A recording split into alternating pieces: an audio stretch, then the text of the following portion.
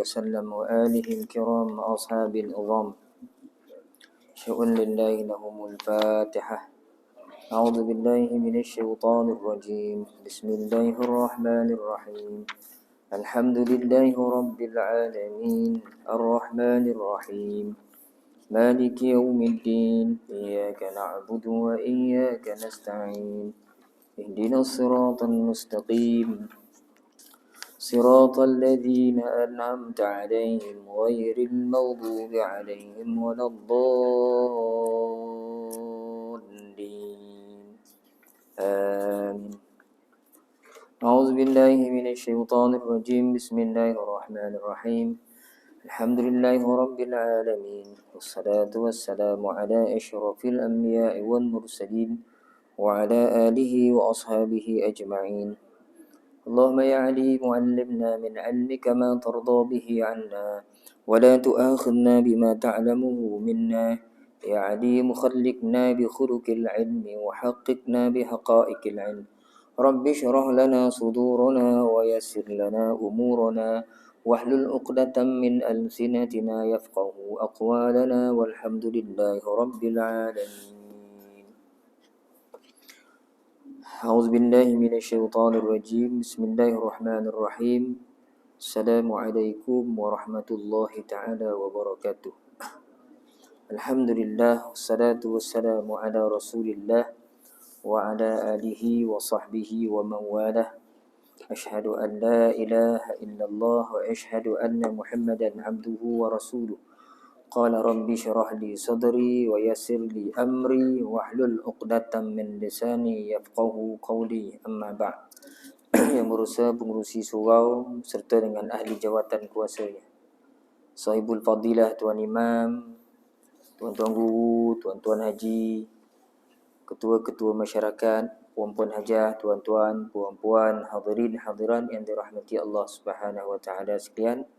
Alhamdulillah tuan-tuan dan puan-puan, kita sama-sama panjatkan kesyukuran kehadiran Allah Subhanahu wa taala dapat sekali lagi kita meluangkan masa pada malam ini untuk sama-sama kita berkuliah, sama-sama kita meneliti, memerhatikan sejarah hidup para sahabat Nabi Muhammad sallallahu alaihi wasallam. Mudah-mudahan dengan memerhatikan, meneliti sejarah hidup para sahabat Nabi sallallahu alaihi wasallam ni memberikan kepada kita ibrah, pengajaran untuk kita meneruskan kehidupan kita pada hari ini, mudah-mudahan insya-Allah. Allahumma amin.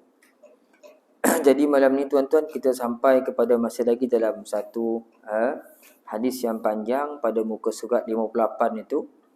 Bismillahirrahmanirrahim. Kemudian Muawiyah bertanya lagi. Kan kita dah bincang itu Muawiyah tanya seorang sahabat daripada Sayyidina Abu Bakar, Sayyidina Umar, Sayyidina Osman sampai ni Sayyidina Ali.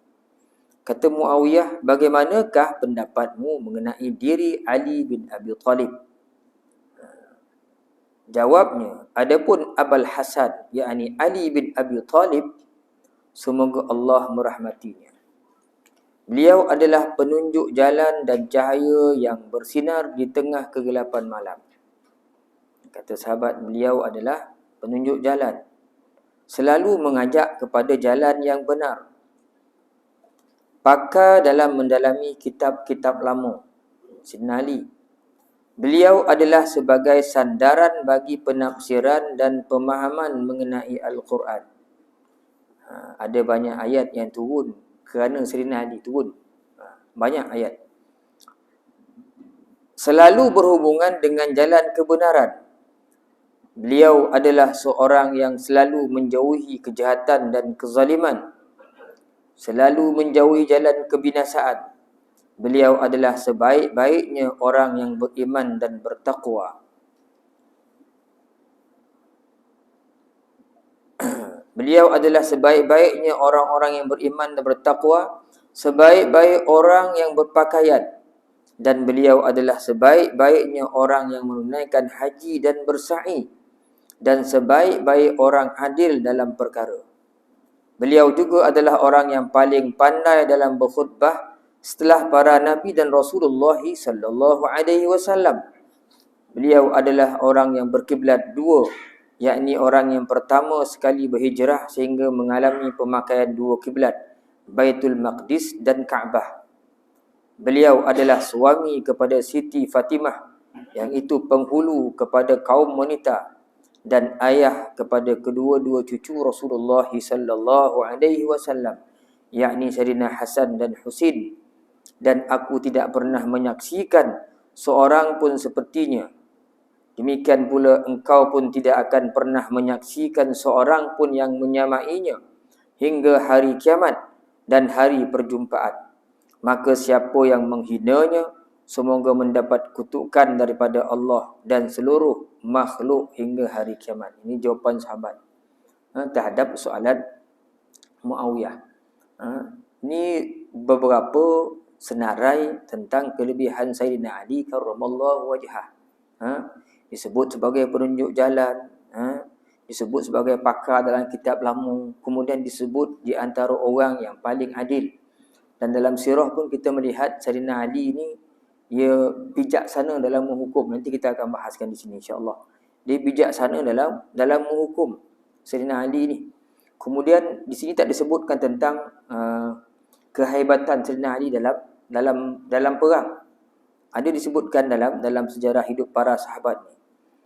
Dan dia ada keistimewaan yang tersendiri di sisi Rasulullah sallallahu alaihi wasallam. Itu Sayyidina Ali secara ringkas tuan-tuan dan puan.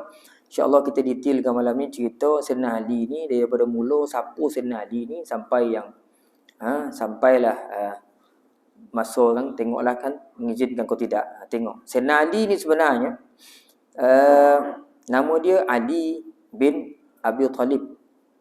Ali bin Abi Talib bin Abdul Muttalib bin Hashim bin Abdi Manaf bin Qusay bin Kilab bin Murrah bin Ka'ab bin Lu'ay bin Ghalib bin Fihr bin Malik bin Nadr bin Kinanah. Panjang senarai itu tuan-tuan, tak dapat nak ingat dah. Dapat ingat Ali bin Abi Talib pun kira tu, Sayyidina Ali. Kemudian Sayyidina Ali ni dia di antara kumpulan yang pertama masuk Islam. 10 orang yang dijamin oleh Rasulullah sallallahu alaihi wasallam untuk dia syurga.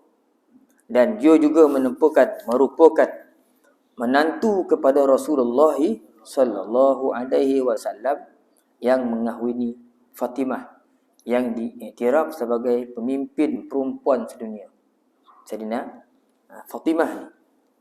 Dan Sayyidina Ali juga disebutkan sebagai seorang pejuang yang gagah, yang berani dalam peperangan. Lagi zuhud. Dan dia di antara orang yang menghimpunkan Al-Quran dan dia pernah bacakan depan Rasulullah sallallahu alaihi wasallam. Itu antara kehebatan Sayyidina Ali. Dan Ibnu Abbas, Anas dan Zaid bin Arqam serta Salman Al-Farisi menyatakan bahawa Sayyidina Ali ni orang yang pertama masuk Islam. Di kalangan para sahabat, dia yang pertama masuk Islam. Di mana ada diriwayatkan oleh Abu Ya'la menyebutkan, Sayyidina Ali sendiri menyebutkan, Rasulullah sallallahu alaihi wasallam diangkat menjadi rasul pada hari Isnin, sedangkan aku masuk Islam pada hari Selasa, kata Sayyidina Ali. Maknanya dia orang pertama. Dan ketika itu dia baru umur 10 tahun. Maknanya dia muda lagi, dia budak lagi, dia tak pernah menghadapkan wajahnya ke mana-mana berhala. Berbeza dengan sahabat-sahabat yang lain. Itu sebab itu gelaran bagi Sayyidina Ali ni berbeza dengan sahabat-sahabat yang lain. Kalau Abu Bakar As-Siddiq yang benar, Umar Al-Faruq, orang yang membezakan antara hak batil, Uthman Zunnurain, Uthman yang memiliki dua cahaya, sampai ke Ali karramallahu wajhah, Ali yang Allah Ta'ala muliakan wajah, kerana dia masuk Islam masa kecil dan dia tak pernah menyembah berhala. Beza dengan sahabat-sahabat yang lain tu, dan umur ni, dia kecil dia satu. Ada sebut masa dia Islam tu umur dia 10 tahun. Ada kaul yang mengatakan 8 tahun, ada kata 9 tahun, bahkan ada yang menyatakan lebih muda lagi daripada 8 tahun. Sebab itu gelaran karramallahu wajhah tu sesuai sangat kepada Sayyidina Ali. Allah Ta'ala muliakan wajahnya. Maksud karramallahu wajhah tu, Allah Ta'ala muliakan wajahnya kerana dia tidak pernah menyembah berhala. Itu yang diriwayatkan oleh Ibn Sa'ad. Dan ketika Rasulullah SAW hijrah ke Madinah, Sayyidina Ali tak ikut. Masa Nabi pergi hijrah, Sayyidina Ali tak ikut sama Rasulullah hijrah ke Madinah. Bahkan Sayyidina Ali perintahkan Rasulullah sallallahu alaihi wasallam perintahkan Sayyidina Ali tinggal di Madinah. Apa tujuannya? Supaya Sayyidina Ali selesaikan mana-mana yang Rasulullah ada memegang amanah orang, Rasulullah nak Sayyidina Ali tolong sampaikan kepada pemiliknya. Dan alhamdulillah Sayyidina Ali dalam sirah menyebutkan dia selesaikan kerja tu dengan baik. Sebab tu dia lambat sikit. Dia tak ikut Nabi ke Madinah sama. Dia tinggal beberapa hari di Mekah kerana Rasulullah amanahkan pada dia supaya mengembalikan amanah-amanah yang Rasulullah pegang yang patut diberikan pada tuannya. Sayyidina Ali jadi wakil Nabi sallallahu alaihi wasallam. Dan dalam sirah peperangan pula, Sayyidina Ali ni dia di antara orang yang kerap mendapat panji-panji. Maknanya dilantik menjadi panglima perang, menjadi ketua dalam peperangan. Itu sebab Sayyidina Ali ni perang Badar dia pergi, perang Uhud dia pergi, perang-perang lain lagi kecuali perang Tabuk. Kecuali perang Tabuk dia tak pergi. Adalah sebab Jadi dalam perang Tabuk tu Rasulullah SAW suruh Sayyidina Ali menjadi pemangku dia lah. Khalifah dah tak ada keluar, Sayyidina Ali jaga Madinah pada ketika itu. Dan kata Sa'id bin Musayyab tentang kehebatan Sayyidina Ali ni, Sayyidina Ali ni masa perang Uhud dia terkena lebih kurang 16 kali pukulan. Sayyidina Ali 16 kali dalam perang Uhud dia, bukan perang-perang yang lain. Dan dalam Sahih Bukhari Muslim menyebutkan Rasulullah percaya memberikan ketua panji-panji perang ni kepada Sayyidina Ali bin Abi Talib kerana Nabi ada menyebutkan bahawasanya Khaybar, dalam perang Khaybar akan dibuka melalui tangan Ali. Melalui tangan Ali. Sayyidina Ali jadi ketua dalam peperangan Khaybar menentang orang-orang Yahudi. Dan dalam ni banyak kisah-kisah yang mengagumkan yang melibatkan Sayyidina Ali karramallahu wajhah. Sedikit tuan-tuan sebelum kita lanjutkan, Sayyidina Ali ni dalam sirah menunjukkan dia ni kepala botak. Kita dah bincang dulu kan. Kepala dia botak, dia tak ada rambut. Dia suka mengarang syair. Banyak syair dikarang. Tak tinggi, tapi togap. Tak tinggi, togap, janggut memutih janggut dia. Itu Sayyidina Ali. Dan disebutkan perut dia besar sikit. Sayyidina Ali ni. Jangan tuan-tuan bayang macam mana orang ni rendah, perut besar pula. Tak ada apa nak kita bayangkan. Tapi mana dia besar, badan togap lah. Sebab itu dia dalam sirah menyebutkan dia tak tinggi sangat, tapi dia jenis bidang, jenis orang besar, lebar, kuat. Sebab tu kita dah bincang dulu sebelum ni, dalam perang Khaybar, orang nak tembus masuk kubu Khaybar tu tak dapat sebab benteng tu pintu besar. Sayyidina Ali tolak seorang-seorang. Sayyidina Ali tolak pintu tu seorang sehingga tentera Islam boleh masuk. Lepas menang, 40 orang tolak pintu tu, tak bergorak pintu tu. Sayyidina Ali dia seorang tolak pintu tu. Masa perang Khaybar, waktu Nabi sebut Khaybar akan dibuka melalui tangan Nabi. Bila dah menang, orang Islam cuba tolak pintu tu, 40 orang tolak pintu. Setengah riwayat kata 8 orang nak balikkan pintu tu, tak rapat-rapat nak angkat pintu tu. Itu diriwayatkan oleh Ibnu Asakir. Nak ceritakan kuatnya Sayyidina Ali karramallahu wajhah. Dan Sayyidina Ali ni antara gelaran yang dia paling suka iaitu Abu Turab. Dia kulit sawo matang. Sebelum tu kulit dia warna coklat. Dan Sayyidina Ali ni dia dapat Rasulullah ada gelar dia iaitu Abu Turab. Sayyidina Ali suka digelar sebagai Abu Turab. Apa makna Abu Turab, tuan-tuan? Abu Turab tu maksudnya orang bapa kepada debu. Ada anak nama debu ke? Dia ada kisah tu kenapa orang Arab ni kan dia selalu suka Abu Turab, Abu Bakar kan. Kita sebut Abu Bakar. Abu Bakar ni maksudnya bapa kepada gadis. Bapa kepada saudara. Abu Bakr merujuk kepada Sayyidina Aisyah. Jadi Abu Turab ni takkan bapa debu. Jadi ada kisah kenapa macam mana Sayyidina Ali dapat gelaran Abu Turab. Satu hari katanya dalam hadis sahih Imam Bukhari ni, Sahih Bukhari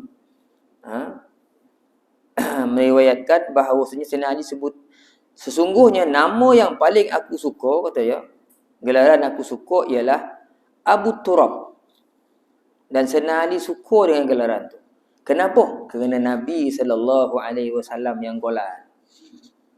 Rasulullah yang beri. Jadi apa-apa pun yang Rasulullah beri, semua sahabat akan suka. Sebab Sayyidina Ali suka kalau dipanggil Abu Turab. Jadi Abu ayah, Turab tu debu. Asal cerita Rasulullah panggil Abu Turab tu sebab satu hari dia marah dengan Fatimah. Kan? Ya, Sayyidina Ali orang yang rajin solat malam, tahajud, Quran, hafal apa semua. Ni kehebatan Sayyidina Ali. Ada masa-masa dia ada juga masalah dengan orang rumah macam kita juga kan. Macam mana baik dengan orang rumah. Ada masa-masa kita geram tengok perangai dia tu, tapi dek bini kita pun tak tahu je lah. Jadi Sayyidina Ali satu hari dia geram mengisi. Ini ajar ni, sirah ajar kita. Apa Sayyidina Ali buat? Dilempang air seperti mana? Tak ada. Dia dah geram tu, dia pun keluar bawa hati geram tu. Tahu dia pergi belakang Masjid Nabawi, dia bersandar. Nahan marah. Jadi kalau kita marah dengan rumah kita, jangan duduk lama-lama situ. Sebab apa kan? Mula-mula dia syarah kita dua perkataan. Kalau duduk situ kan dia syarah lagi 4 perkataan. 8, 10, 5 boleh. Kan jadi paling kalau kita kan bila kita dah naik tanduk, kita syarah dia 2 jam pula. Lama rumah kita mendengar. Jadi kalau sebelum dia syarah lama tu, untuk mengelakkan dia memberi syarahan yang panjang kepada kita, berserta dengan huraian tafsiran ni, kita bawa dia. Ini Sayyidina Ali aja yang tu. Tak duduk lama, dia marah-marah kat sebab dia pun keluar. Dia keluar, dia lari, dia pun bersandar di dinding Masjid Nabawi. Nabi perasan kan? Nabi perasan. Nampak dia sandar ke Masjid Nabawi tu tahan marah Nabi keluar. Nabi pun pergi. Nabi tengok kepala penuh debu. Tak tahulah poket sebanyak tanah debu sini. Nabi pun pergi. Pak Muntur pergi pujuk menantu. Ada tak buat macam ni? Ada. Kalau bergaduh, lelaki kau macam tu berangai dah. Dia macam belah anak dia. Ni Rasulullah pergi pujuk menantu. Pergi Rasulullah pergi. Tengok banyak atas kepala Sayyidina Ali ni debu. Dia pun buang debu atas kepala Sayyidina Ali tu. Sambil bersabda, duduklah wahai Abu Turab. Kau marah-marah ni kau nak duduk. Kan? Kalau berdiri, duduk. Kalau duduk, bering. Rasulullah tengok Sayyidina Ali tengah marah. Rasulullah pun tahu. Rasulullah sapu kepala Sayyidina Ali ada debu-debu. Dia pun kata, duduklah wahai Abu Turab. Ijlis ya Abu Turab. Nabi kata, duduklah wahai orang kepala penuh debu. Rasulullah panggil itu Abu Turab, wahai ayah kepada debu. Banyak sangat debu. Sebab itu Sayyidina Ali suka bila dipanggil Abu Turab. Kenapa? Gelaran tu Nabi sendiri yang bagi pada Sayyidina Ali. Dan dia merupakan sahabat yang paling banyak meriwayatkan hadis sampai 586 hadis. Sehingga sahabat-sahabat bertanya, wahai Ali, kenapa dalam kalangan sahabat Nabi ni kau banyak meriwayatkan hadis Nabi? Tak sama macam orang lain. Sayyidina Ali jawab, bila aku tanya Rasulullah jawab. Lepas tu bila aku tak tanya Rasulullah mula cakap dengan aku. Aku kalau jumpa Nabi mesti aku tanya dia. Bila aku tanya Nabi mesti jawab, kata Sayyidina Ali. Tapi bila aku dekat dengan Rasulullah, aku tak cakap apa-apa, Rasulullah pula cerita dengan aku.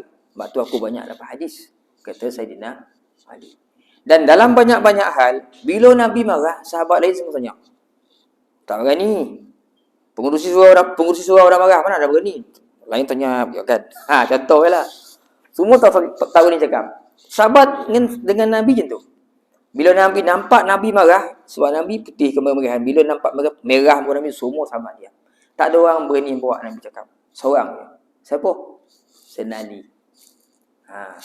Itulah kelebihan Sayyidina Ali ni. Sayyidina Ali yang berani bercakap dengan Rasulullah sallallahu alaihi wasallam dalam banyak keadaan. Itu sebab bila sahabat tanya, apa banyak hadis ni? Sayyidina Ali dengan Rasulullah ni. Dia tanya kan Rasulullah cakap dengan dia, Rasulullah marah apa Sayyidina Ali boleh dia cakap dengan Rasulullah sallallahu alaihi wasallam. Jadi ada banyak kelebihan. Tadi sebahagian daripada apa yang ditulis dalam kitab ni oleh Hayatus Sahabah oleh Yusuf Al-Kandahlawi ni, kita tengok lagi antara kelebihan Sayyidina Ali karramallahu wajhah ni. Ada satu riwayat daripada Imam Ahmad bin Hanbal yang mengatakan tak ada hadis yang meriwayatkan tentang keutamaan seseorang melebihi keutamaan Sayyidina Ali bin Abi Thalib. Banyak hadis tentang kelebihan-kelebihan Sayyidina Ali karramallahu wajhah.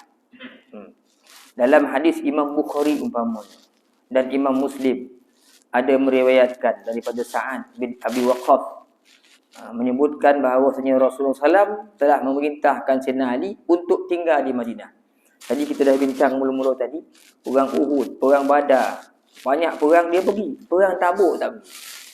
Kenapa tak pergi? Kerana Nabi SAW sendiri tak bagi Sayyidina Ali pergi. Bahkan dalam perang Tabuk yang kita dah bincang dulu kan, Ghuzwatul Usrah kan, peperangan dalam keadaan sulit sehingga Nabi minta sahabat-sahabat menderma, kurang peralatan perang, kurang kenderaan nak pergi. Maka ketika itu Sayyidina Ali tak dibenarkan pergi oleh Rasulullah sallallahu alaihi wasallam. Bahkan Sayyidina Ali dilantik untuk mewakili Nabi tinggal di Madinah, menjaga Madinah pada ketika itu. Bila Sayyidina Ali tak dibagi pergi, Sayyidina Ali tak puas hati. Sebab dia ni orang perang. Dalam tafsir Hamka tu ada, dalam juzuk berapa ya. Bila perang, orang-orang kafir dulu perang, dia bertambung, dah tiup-tiup sembahyang, dia akan pergi berapat ramai kan. Ada satu lapangan. Dia akan cabar-mencabar. Selalu orang kafir Quraisy akan cabar. Biasa yang keluar Sayyidina Ali. Bila Sayyidina Ali keluar, orang lain, alamak. Orang belah sana akan, aduh Ali pula yang keluar. Confirm. Ada satu peperangan tu, siapa nama orang Quraisy, saya lupa. Dia mencabar, tengok Sayyidina Ali keluar, dia dah, ni tak boleh menang. Dia pun bila naik kuda, dia pun buat akal. Kata pada Ali, wahai Ali, seluar aku putih, kata dia. Aku tak boleh perang macam ni. Takkan kau nak perang dengan orang yang pakaian nak terlucut ni. Sayyidina Ali berkata, tak apalah kau. Nak nunjuk dia sebenarnya tak boleh menang dengan dia ni. Kau nak cari trik macam mana nak buat ni, kau takkan mati. Ada sejarah gitu. Ini kehebatan Sayyidina Ali. Bila tak boleh pergi, dia tak puas hati. Maka Sayyidina Ali tanya kepada Rasulullah sallallahu alaihi wasallam. Ya Rasulullah, kata Sayyidina Ali, engkau tempatkan aku bersama perempuan dan anak-anak di Madinah. Kau tinggalkan aku, orang lain porang, aku tinggal dengan budak-budak, tinggal dengan perempuan kat Madinah ni. Kata Sayyidina Ali. Macam dia kecewa sikit, tak boleh pergilah. Bila Nabi sallallahu alaihi wasallam dengar, Nabi pun jawab. Kata Rasulullah, tidakkah engkau rela menjadi seperti Harun di samping Musa di sisiku? Hanya saja memang tidak ada Nabi setelah diriku. Bila dengar macam tu, Sayyidina Ali pun turut hati. Sayyidina Ali tanya Rasulullah, kau tinggalkan aku dengan budak ya? Rasulullah pun jawab, kau tak nak kau wahai Ali, kedudukan kau sama seperti Harun di sisi Musa alaihissalam. Kan masa berhadapan dengan Fir'aun, Nabi Musa rasa tak apa kuat. Jadi dia minta pada Allah untuk lantik seorang pembantu. Sehingga keluar doa. Kita baca, qala rabbi syrah li sadri, surah Taha kan. Waj'al li, apa ayat tu? Apa ni? Yafqahu qawli waj'al apa ni? Ushdud bihi azri wa asyriku fi amri, ayat tu. Sayyidina apa ni? Nabi Musa minta pertolongan. Maka Allah Ta'ala nak hantar Nabi Harun sebagai pembantu. Rasulullah pun sebut, kau tak nak kau jadi kedudukan kau macam Harun di sisi Musa. Bila Sayyidina Ali dengar, dia pun tinggallah di Madinah, memegang amanah yang disampaikan oleh Rasulullah SAW, yang disuruh oleh Nabi SAW menjaga Madinah, keselamatan Madinah pada ketika itu. Sebab tu dalam perang Tabuk dia tak pergi. Dalam perang-perang lain banyak. Umpamanya dalam hadis yang sahih daripada Imam Bukhari, ada meriwayatkan bahawasanya masa nak perang Badar, malam tu nak perang dengan orang Yahudi di Khaybar. Dalam perang Khaybar, Nabi sebut, besok kata Nabi, aku akan amanahkan, beri panji-panji perang ni, mana dilantik menjadi ketua perang ni besok kepada orang yang melalui dirinya lah Khaybar akan ditakluk. Kita akan halau semua Yahudi ni yang telah mengkhianati kita. Nabi sebut, besok aku akan bagi panji-panji perang ni kepada seseorang yang melalui dirinya lah Khaybar ni akan ditakluk. Orang ni mencintai Allah, Rasulnya, sebagaimana Allah dan Rasulnya juga, dan sebagai orang ini mencintai Allah dan Rasulnya, sebagaimana Allah dan Rasulnya mencintainya juga. Jadi bila orang dongak, besok siapa dapat panji-panji orang ni jadi ketua, dia yang menang. Ketua Khaybar dia yang buka. Bahkan dia Nabi sebut orang ni cinta pada Allah, cinta pada Rasul. Bukan begitu saja, Allah dan Rasul cinta pada orang tu. Sahabat-sahabat berebut, siapa besok agak dilantik ni. Malam tu Nabi sebut, pagi-pagi tu ramai dah datang. Harap-harap Nabi bagilah panji-panji orang ni kek saya kan. Khabar kami ramai kalau kek kita dia lah yang buka ketua Khaybar, tercatat dalam sejarah. Yang paling penting tu Allah dengan Rasul sayang kek dia. Jadi sahabat-sahabat berebut.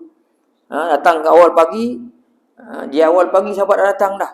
Harap-harap Nabi bagi panji-panji perang tu kepada dia. Masing-masing duduk menghadap Nabi. Harap-harap Nabi bagi. Nabi pun pandang orang yang dia cari. Kan? Nabi Tawih bertanya, mana Ali? Sina Ali tanya. Sina Ali tak ada masa tu. Yang datang ni sahabat lain, mana Ali? Orang yang datang jawab, dia sakit mata ya Rasulullah. Ali sakit mata, tak datang. Rasulullah kata, bawa dia ke sini, panggil dia. Maka sahabat-sahabat pun jemput Sayyidina Ali. Sayyidina Ali pun datang jumpa Nabi SAW. Ya, memang Sayyidina Ali masa tu sakit mata.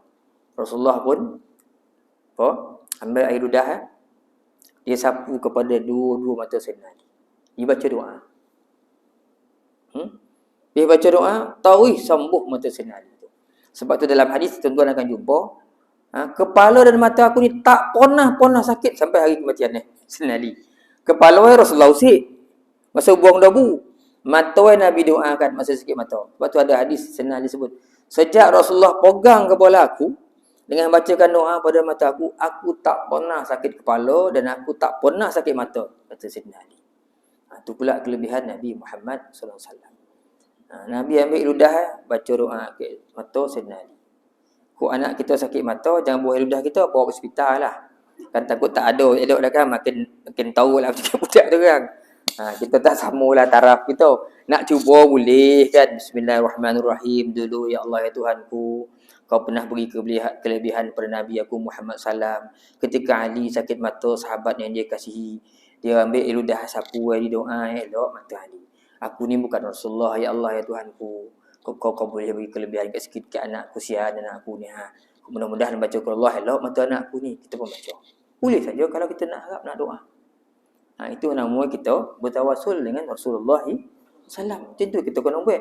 Yang kita main mana-mana sendiri ya. Kita ni tuan-tuan tak setaraf dengan sahabat-sahabat Nabi. Dengan Nabi jauh sekali lah. Itu sebab bila kita nak buat sesuatu, kita harap pada Allah, tu gunakan nama Nabi SAW. Ya Allah ya Tuhanku, aku ni Allah tak ada siapa-siapa ya Allah. Bukan Nabi, sahabat jauh sekali. Tabi'in pun bukan ya Allah.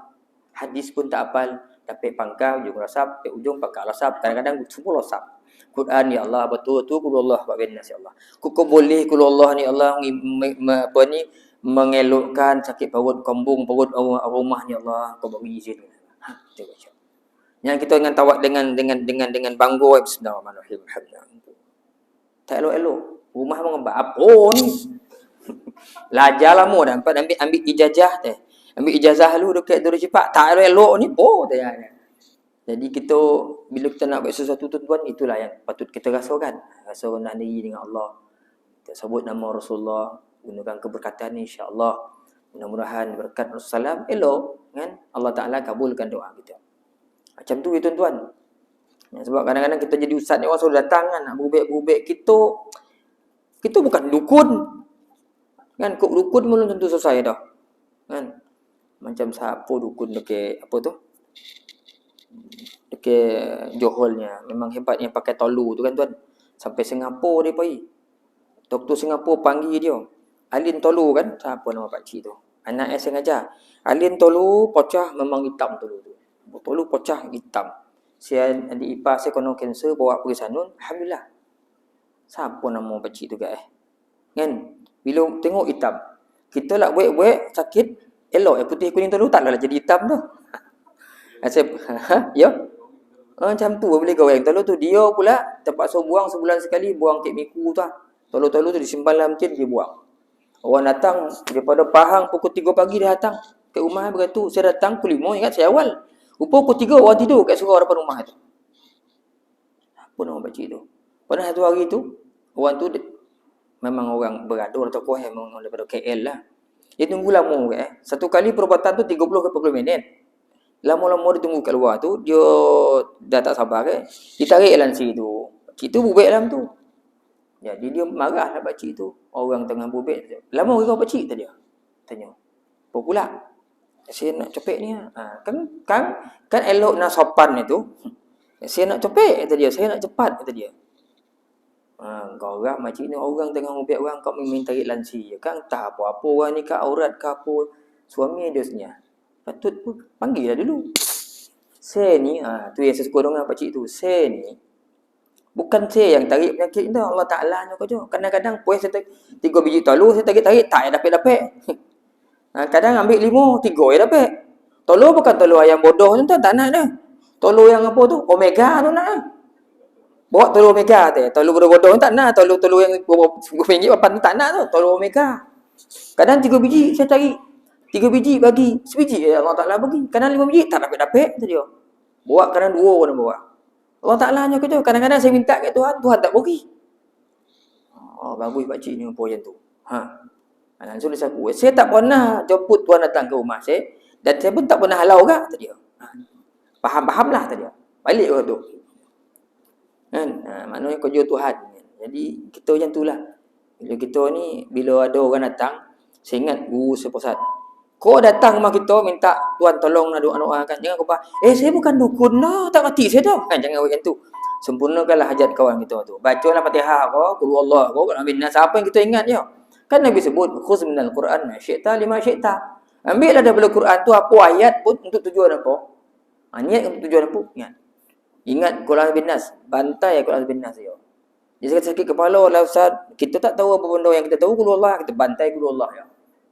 Minta dengan Allah Ta'ala. Jangan kecewakan. Datang minta. Itu sebenarnya prinsip tuan. Walaupun kita tak dukun. Kat situlah nak tunjukkan kita orang. Ya Allah ya Tuhanku. Orang nak percaya betul kat aku ya Allah. Padahal aku tak tahu bondo ni. Anak aku sakit buat aku atas hospital. Ni hantar rumah aku pula. Beritahu Allah Ta'ala. Kan? InsyaAllah. Ada mungkin kesembuhan tu pada kita. Kan? Kita pakai air putih ya elok. Orang lain macam-macam bagi tak elok-elok. Kita ambil air mineral tak apa-apa kita baca. Ya Latif nak minum. Elok dah. Mujarab satu tak elok tu. Padahal ya Latif 3 kali ya. Kan? Jadi yang penting itu tuan rendah diri kita dengan Allah Subhanahu Wa Taala. Jadi Sayyidina Ali dibacakan doa Rasulullah mata elok. Kan? Dan dalam perang Khaybar itulah nampak Sayyidina Ali melalui tangan Ali, Khaybar ditaklukkan oleh tentera Islam pada ketika itu. Nampak ketokohan Sayyidina Ali itu kan, ada 2-3 hadis. Kata dia tolak pintu Khaybar, kubu tu disorang, lepas tu 40 orang.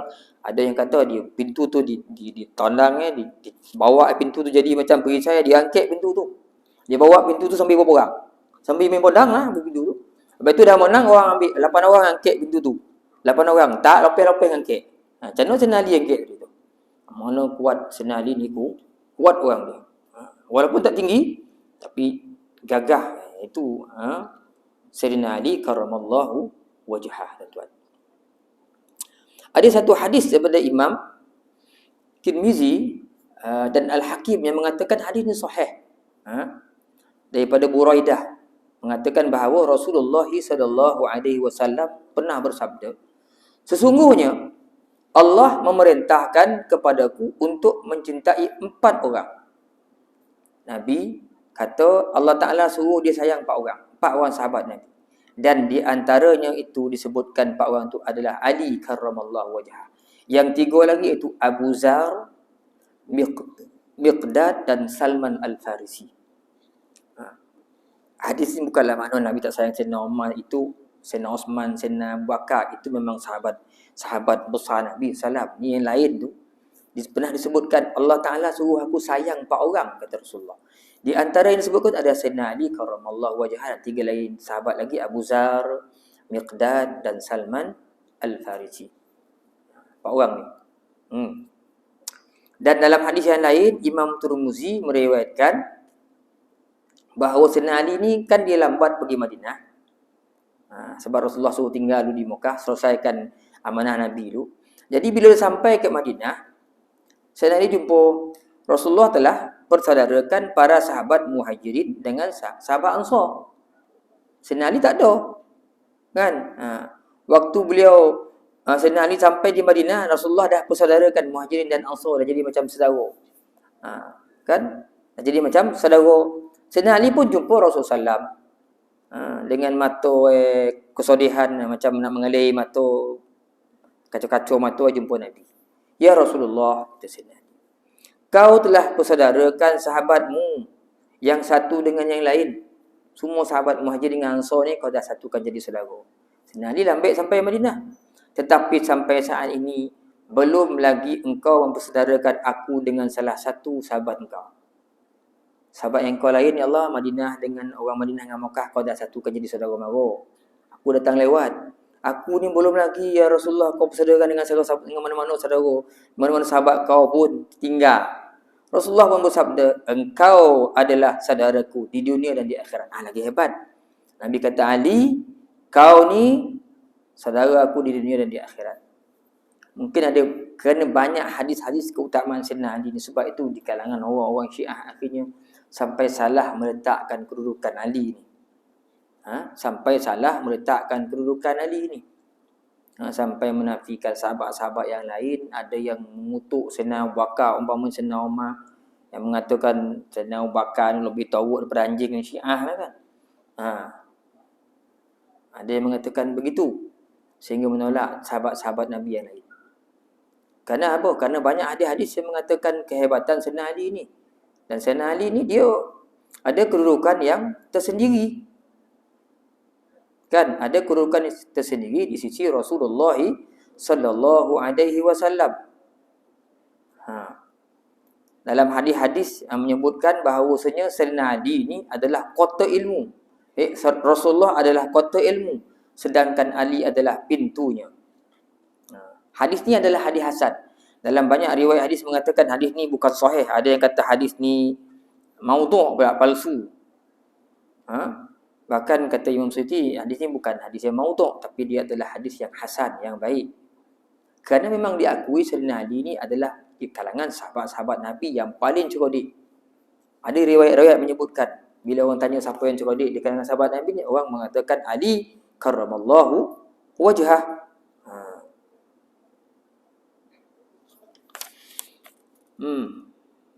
Dan Sayyidina Ali pernah dihantar ke Yaman oleh Nabi Muhammad sallallahu alaihi wasallam. Dalam hadis yang sahih diriwayatkan oleh Imam Al-Hakim.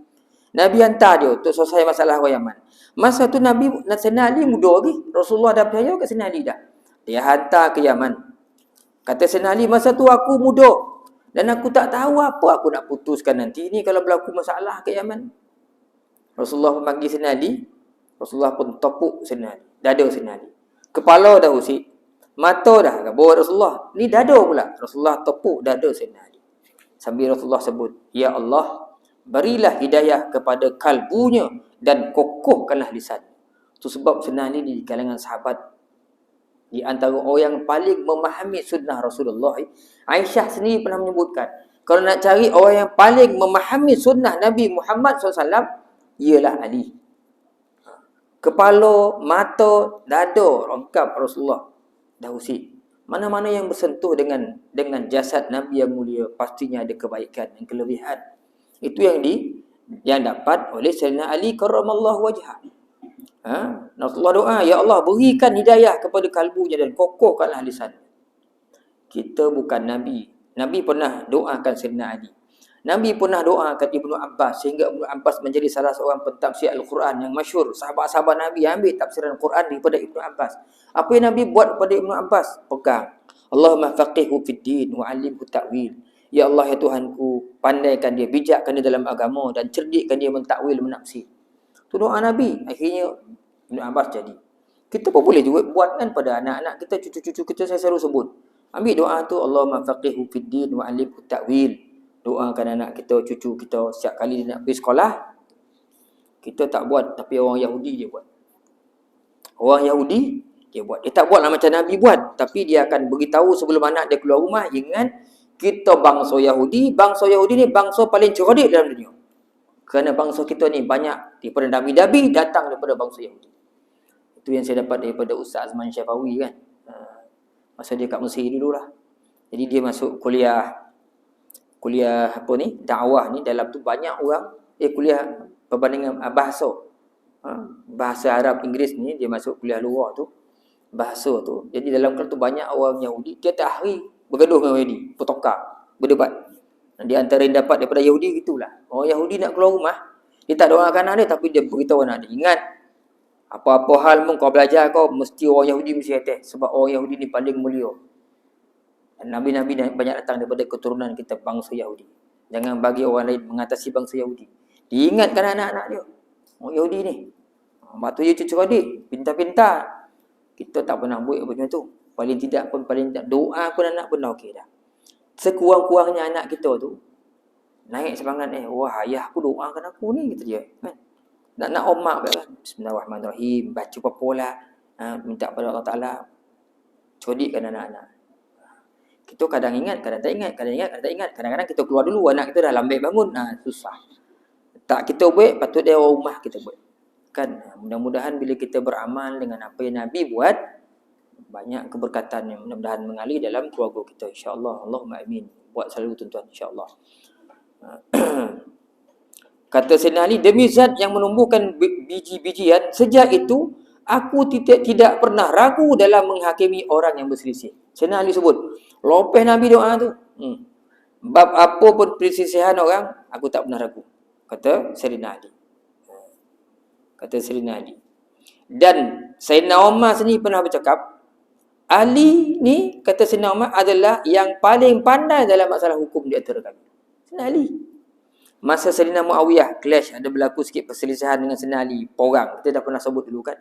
Sayyidina Muawiyah tak tahu nak hukum masalah harta pusaka. Dia tulis surat kepada Sayyidina ni, tengah bergaduh ni, dia tulis surat dekat Sayyidina. Sayyidina Ali jawab, sahabat tanya. Sayyidina Ali jawab, oh Muawiyah ni tengah bergaduh ni, tulis surat tak tahu nak selesai masalah harta warisan. Sayyidina Ali jawab. Makna kata Sayyidina Umar, dalam ramai-ramai ni, Ali ni yang paling pandai menghukum dengan kami. Itu juga kata-kata daripada Abdullah bin Mas'ud. Kami, kata dia, sama-sama sepakat bahawa warga Madinah yang paling pandai memutuskan hukum adalah Ali.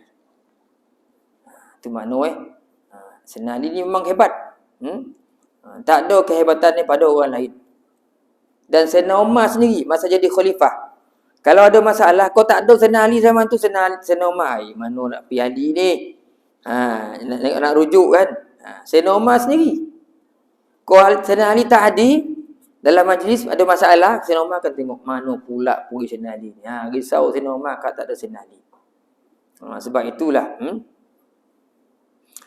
sampai ada yang agak melampau, tapi memang betul. Sa'id bin Musayyab mengatakan, tak ada sahabat yang berani cakap. Siapa tanyalah. Siapa nak tanyalah pada apa perkara, tanyalah. Tak ada orang boleh cakap Sayyidina Ali. Kalau sahabat nak tanya apa nak tanyalah. Sayyidina Ali seorang yang berani cakap yang tu. Kata Sa'id bin Musayyab. Orang lain tak berani. Orang lain tak berani. Termasuklah apa yang saya sebut tadi, bahawasanya Aisyah menyebutkan kalau nak cari orang yang paling pandai, yang paling memahami sunnah Nabi SAW, ia adalah Ali karramallahu wajhah. Kemudian sahabat-sahabat lain menyebutkan dalam hadis, umpamanya hadis yang menyebutkan Sayyidina Ali ni dia ada keistimewaan tersendiri. Seperti mana disebut oleh seorang sahabat yang bernama Abu Hurairah. Kata Abu Hurairah,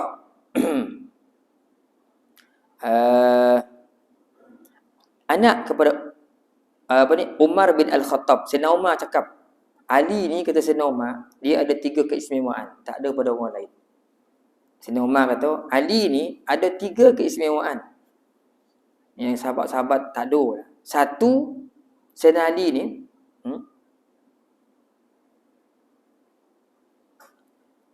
Sayyidina Umar kata apa?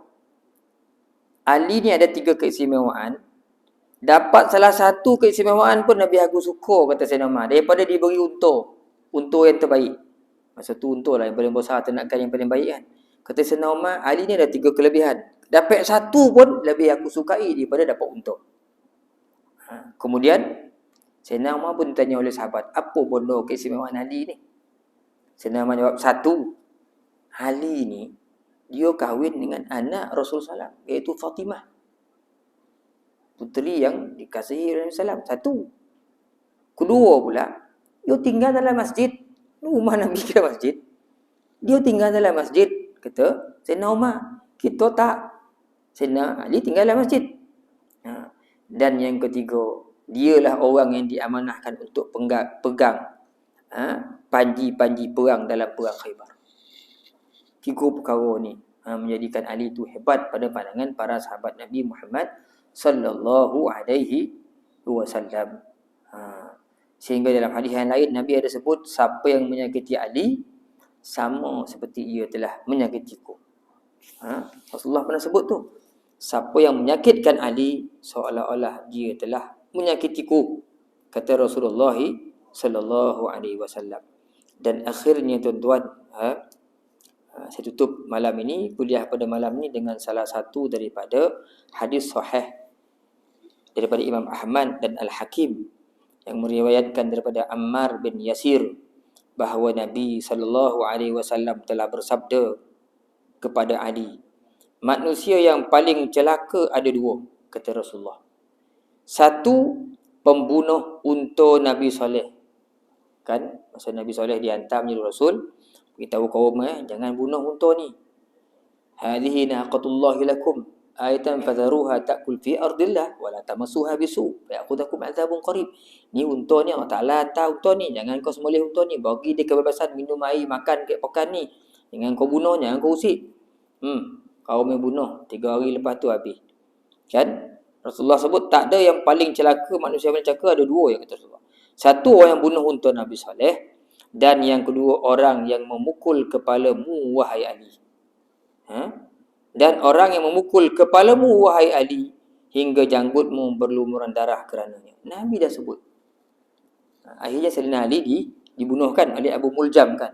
Macam mana Abu Muljam bunuh? Sayyidina Ali tak perasan. Dia semayang, kita kata Abu Muljam ada, dia hayunkan pedang kena kepala Sayyidina Ali. Pedang tu tembus sampai kotak Sayyidina Ali, membawa kepada kematian Sayyidina Ali karamallahu wajah. Nabi sebut,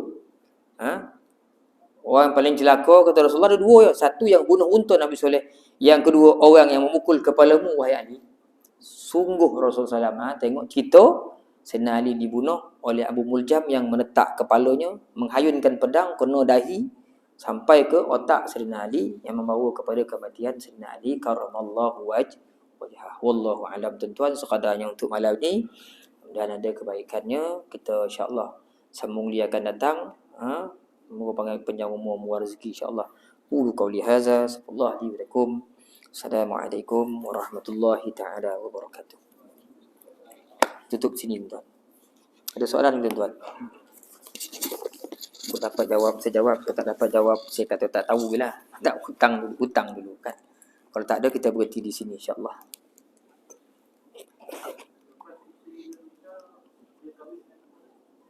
Siapa tu? Sayyidina Osman dia meninggal tu.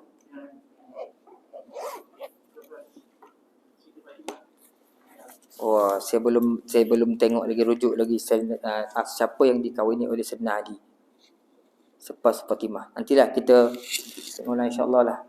Kita akan bahaskan nanti Sayyidina Ali kahwin dengan siapa kan. Insya-Allah. Sudah. Soalan lain tuan. Kita berhenti kat sini dah ya. Bismillahirrahmanirrahim. Alhamdulillahirabbil alamin. Wassalatu wassalamu ala asyrafil anbiya wal mursalin wa ala alihi wa ashabihi ajma'in. اللهم زدنا علما نافعا وارزقنا فهما. اللهم ارزقنا فهم النبيين وحفظ المرسلين برحمتك يا أرحم الراحمين. اللهم ارزق أولادنا بالنجاح في كل امتحانهم برحمتك يا أرحم الراحمين.